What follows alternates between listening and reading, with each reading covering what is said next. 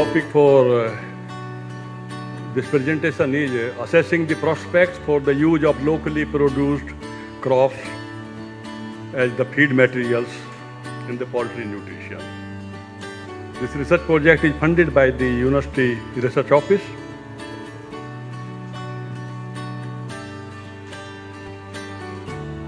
Dr. Sundar Prasad is the principal investigator. He is in the School of Biological and Chemical Sciences, Faculty of Science Technology. Myself from the School of Agriculture.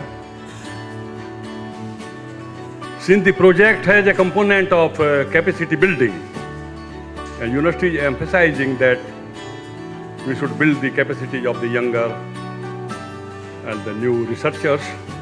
So there are two research teaching assistants from the chemistry who will be associated with this, and we will have two master students for doing the multidisciplinary research and training, one from chemistry, one from agriculture.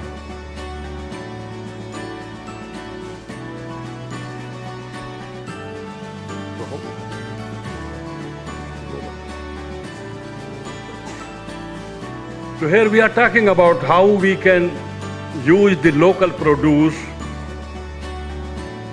to feed our poultry birds and produce the high value food. As the populations are growing, we need more food. It needs no evidence, everybody knows it. Also, we know that as the income of the people will increase, they will move from the inferior food to the quality food. And the quality foods include fruits, high dose of vegetables, and the livestock products, meat, milk. So both the things are happening. Population is also increasing, and the incomes of the people are also increasing. So the agriculture has a responsibility to respond to these changes. But our farmers are still traditional. And the supply from agriculture should be aligned with the type of demand which are emerging and fulfill them. So we have to emphasize more on the livestock products. Unfortunately, in the South Pacific countries, the livestock sector is very weak. There are a lot of resources for monogastric as well as ruminant livestock. We have the grasslands, and only 30% land is under agriculture. Rest is under these resources which can be used by animals and convert into high value food. For the small livestock like pigs and poultry, they don't require vast area of land. My friend Sunny Lameta was saying that because of paucity of land and the land tenure system, people don't have access to more land. So if somebody wants to venture into the poultry or piggery, these are not land intensive enterprises. On a small piece of land also you can raise good number of hens. So here is the solution for the small producers, smallholder producers, that they can venture into the high value production of livestock and they can earn extra income. But the problem is, to raise the poultry doesn't mean that you just feed anything. We have a good avenue to venture into the small livestock production, but we have to give them the balanced feed to obtain the optimum production. And these nutrients which should be balanced in the diets include proteins, crude fiber, carbohydrates, fats, vitamins, and other enzymes. The current feed which are available in the market is imported. The current feed which is available in the market is based on the imported ingredients. The poultry feeds generally include maize and wheat products. Now, these are the products we don't produce. So if we want to substitute some local product, we have to find what is the possibility of it. Hence, this project is assessing what is the possibility of substituting the foreign produced ingredients by the local produced ingredients into the. But the problem is, every food ingredient or feed ingredient has different composition in respect of protein, fat, and other nutritive elements. So it is not just, okay, you remove wheat because it is a temperate crop and you use more of cassava. So there is no one-to-one correspondence. Each feed has a different composition. So this choosing the right composition of the locally available crop products require scientific investigation. It is just not simplistic that you get rid of maize or wheat and put taro or cassava or the copra meal into the poultry feed, because we have to give the balanced feed to obtain optimum production from the livestock. And feed is the major component. So people say whether you are following a labor-intensive agriculture or capital-intensive agriculture, what type, we say the poultry is a feed-intensive enterprise. The major cost of raising poultry birds is the feed, which costs 70 to 75% of the total cost of production. And these we are meeting from the external sources. So we have to find local substance which can be substituted for these imported wheat and maize ingredients in the poultry feed. Imported feed is costly. Those who are producing birds using imported feed are facing difficulty in competing with those commercial producers in the Western countries in our market. If you go to the market, you can find a chicken imported from America at $5 per kg, and the local produce is $10 per kg. So we have to be competitive if you want to operate on a commercial basis. If we want to totally reduce the imports and only we give our own. So we have to be competitive. And for competitive, we have to find what are the feeds which can be economically substituted for the imported ingredients. So the assessment of these possibilities is very important. We have to see what we can substitute from the local production, but we have to see the cost also. The cost is very important. If our production is costly, we cannot compete in the market. Short run you can do, okay, I'm a nationalistic, I buy in the home produce, but not in the long run. So the objective of this research projects are two. Number one, to create knowledge. We don't know what are the chemical compositions of our ingredients. We had one presentation before that the feed used in the livestock, in the poultry production were got analyzed at Massey University in New Zealand. Number one, we don't have the capacity to analyze, and secondly, we don't want to analyze. What for? But if we want to substitute then we should know our strengths. What are our strengths and what are our weaknesses? So the knowledge creation is very much needed. We have to find out what are the nutritive values of the local stuffs. And secondly, if you want to use it on a commercial basis, find out the economics of it. If our products are costly, don't substitute. Because economics is very much important for commercial enterprises. So here we will be using the first step will be,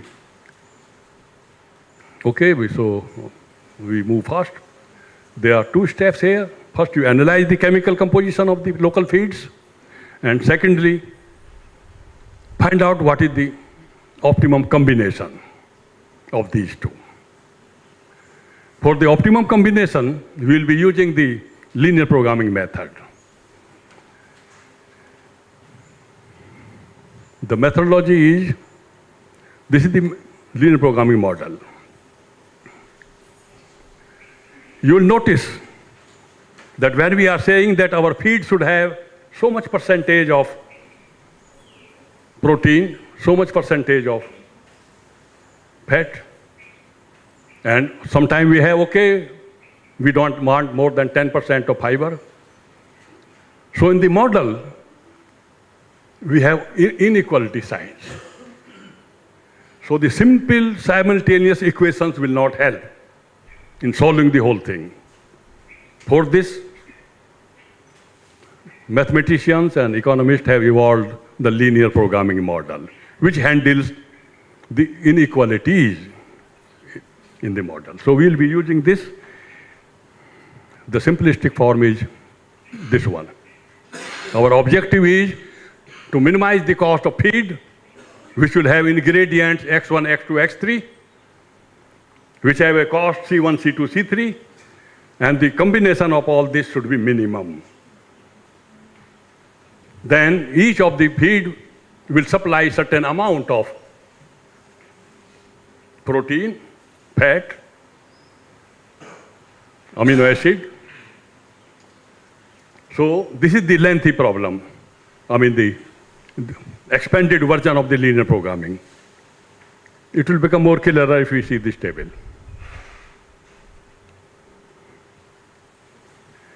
So we'll have so many products locally produced. We will be analyzing composition of these products with respect to these things. You can add some more. So when we get these figures, that how much crude protein is there in the cassava, then we can use that in our model, that okay, a bird needs 21% of crude protein. So which of the source we should use? All these alternatives are here. So in the first stage of the project, there will be assessment of what is the chemical composition, nutritive value of different locally produced foods. And secondly, these figures will be used into the linear programming model to give us the solution. And what is our minimum cost? Whether this minimum cost is less than the imported value of the feed or more. If it is less, if it is significantly less, then only somebody will buy your idea, otherwise not. Thank you very much.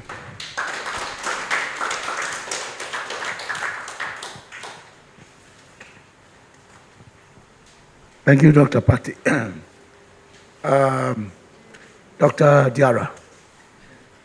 Okay, Patti may not hear me from there anyway. I'll bring you the mic. Okay. Oh, don't have a mic there? You can put on that one. Yeah, thank you, Jagdish, for the eloquent presentation. Can we go back to your chemical analysis? The slide on chemical analysis. The slide on chemical analysis. No, I want you to show that. Okay. What do you think is the implication of phytic acid and non-stable polysaccharide in poultry feed? The implication of phytic acid in poultry feeding. Yeah, the chemical analysis that will be done in SUA by the chemistry department. So it is a combination because they know the No, I'm coming. and we know the analysis.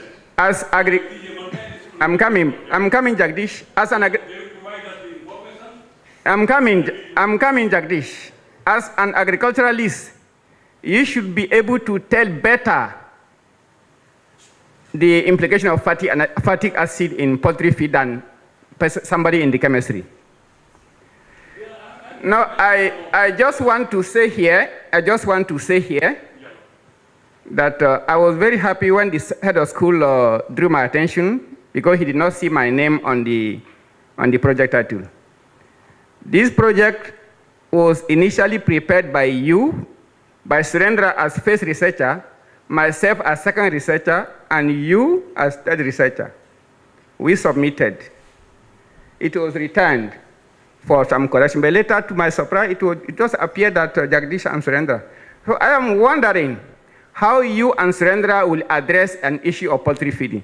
Not that you are going to analyze the ingredients from late diets, but unless you tell how you test this diet on the chicken, you cannot conclude that this is not just the cost of the feed, but how much it is utilized by the bird. Your product may be cheaper, but can the chicken utilize it? That is the issue. And then in one of your slides, introduction. Let me reply both whatever is there. Okay. Okay, thank you very much. I think we had enough discussion on this, but there is, we understand what is the situation. I think we should get somebody from within the animal science also included to just make sure that some of the issues that is being raised is ironed out. So the research is not, we should not have any difficulty with proceeding because the funding, I know it's about 45,000, Dr. Bhatti? About 45,000 approved for this project that, we should be able to continue and there should not be any problem. I think we will discuss this thing later. Okay, thank you. Yes, I think important thing is this continues the discussion into the future, and only good things can come with the additions of modifications in the future.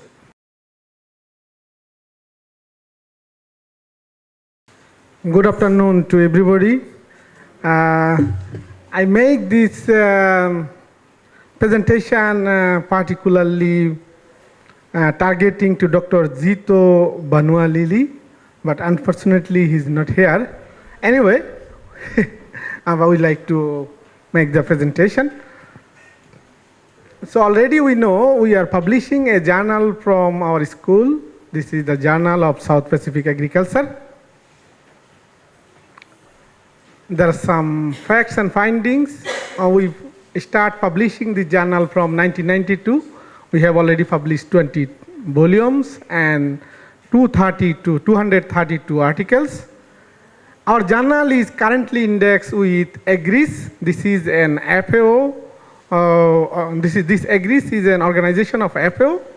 KB, I think everybody know the KB abstract. So now our journal is indexed with the KB abstract as well as KB full text.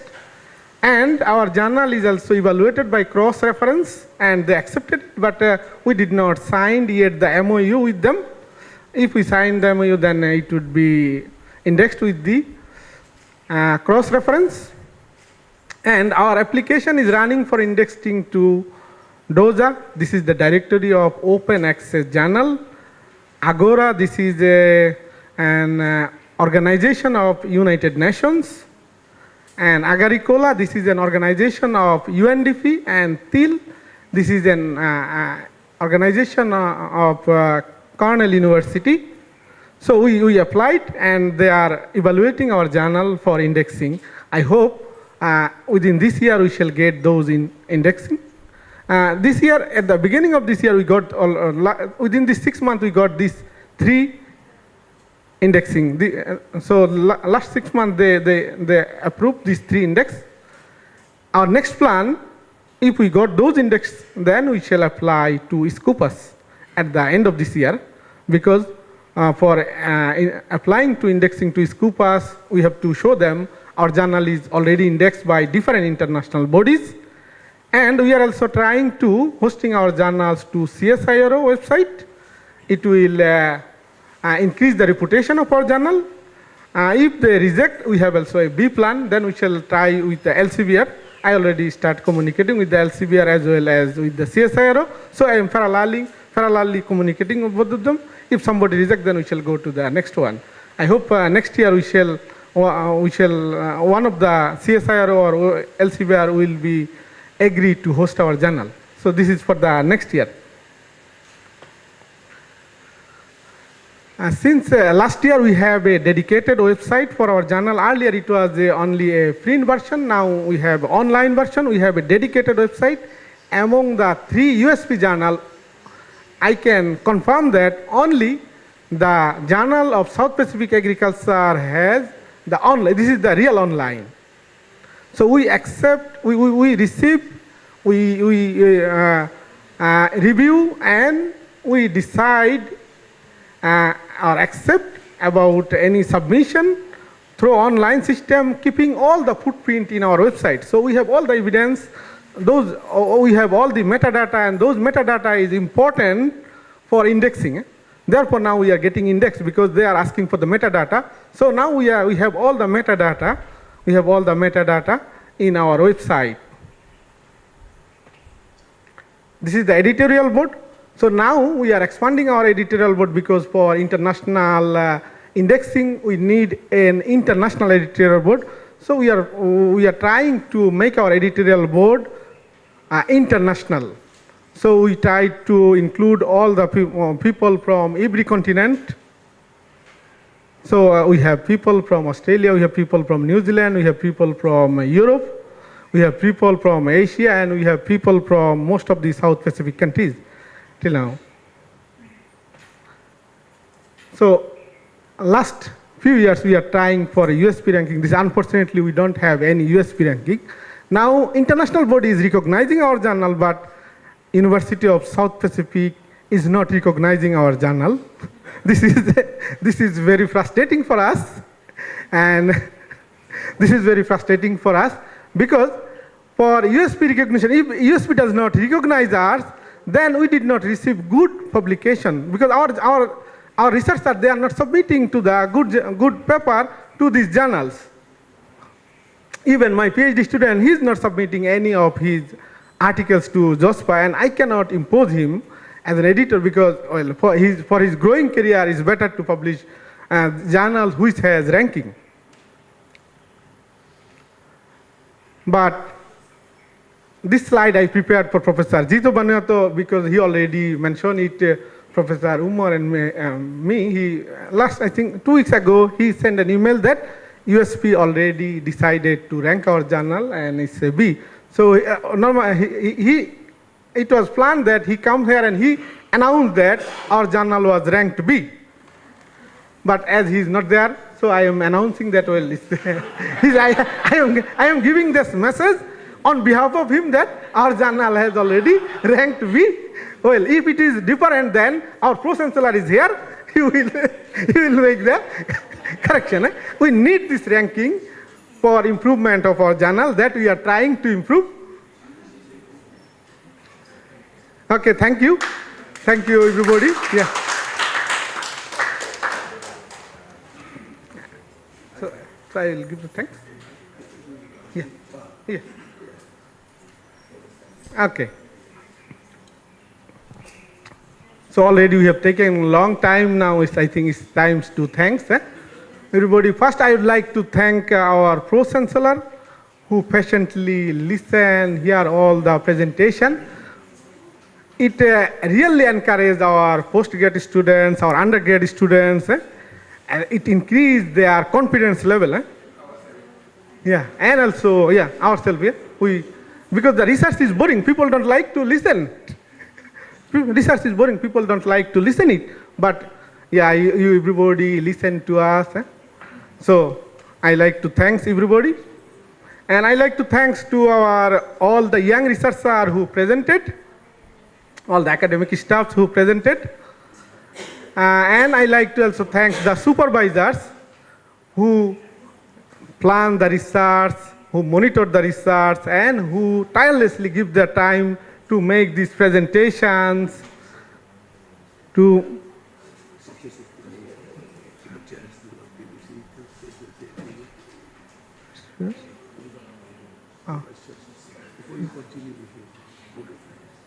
already started. Anyway. So I like to thank all the supervisors who invest their time for preparing those students for those presentations. And I like to thank all the media people, mass media and electronic media people who is covering these events, because I told, at the beginning I told that research is, people consider these are boring. So they listen more than 1.5 hours and they cover everything, so these boring events. And also I like to thank the organizing committee for the 50th anniversary of the Alafua campus. They gave us a slot for organizing these boring events, but I think this is a good, this scientific event that should be there, because this is the beauty of our campus. This is the beauty of our Alafua campus. Now we are getting more postgraduates, we are doing more research, so we like to highlight it. So thank you everybody for your patient hearing and for your time.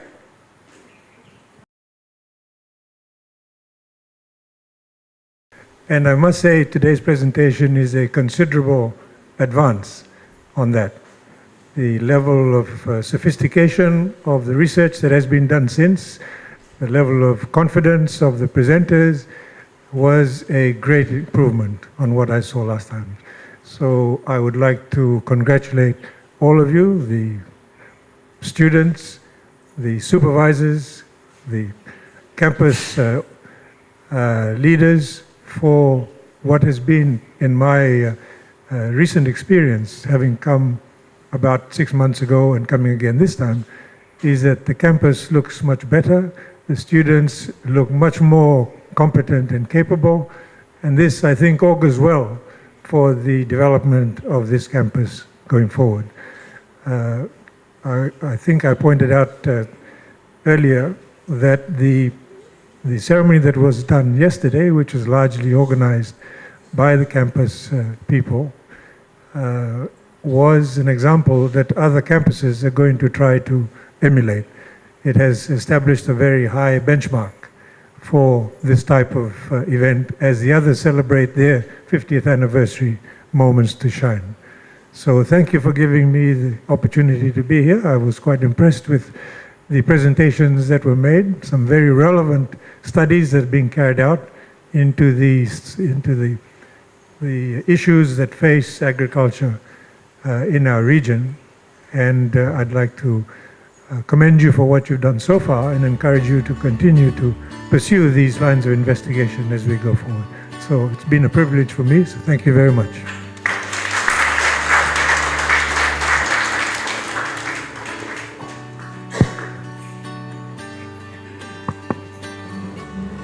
Thank you very much, Pro-Chancellor, Mr. Thompson. You acted just like PVC, and I'm just wondering why you didn't apply for this position when the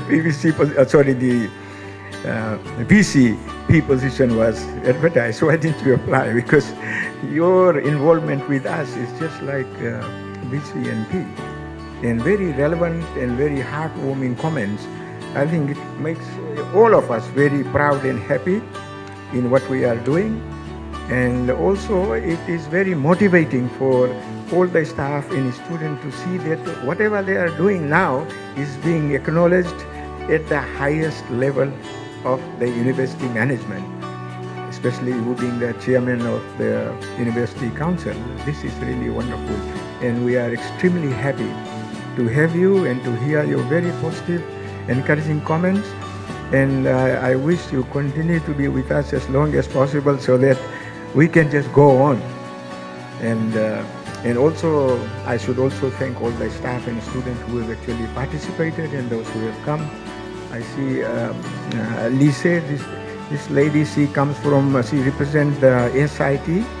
These are the American students who are based here. So she's also part of the university. She worked with us during the moment to sign yesterday for the opening, and this is very nice. Thank you very much. We really appreciate you being here, and everybody else in our TV staff. And thank you very much. We really appreciate your assistance and promotion to make sure that Alafua continues to grow and prosper. Inaka salamat kalilu.